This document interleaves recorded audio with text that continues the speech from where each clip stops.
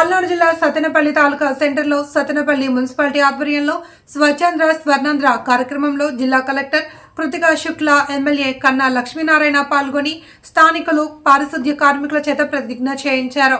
అనంతరం పాత MRO office ని విజిట్ చేశారు. ఈ కార్యక్రమంలో పరిసరాలు పరిశుభ్రంగా ఉండాలి అని, ఎక్కడ కాలువలలో నిల్వలు ఉండరాదని, వాటర్ ట్యాంకులు పరిశుభ్రంగా ఉంచాలి అని కలెక్టర్ సూచించారు.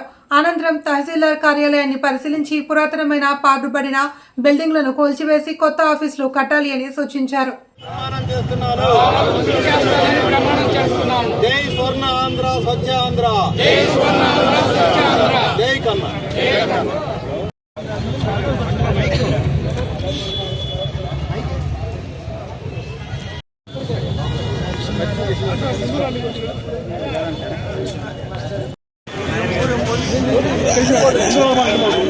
ముందు రామాక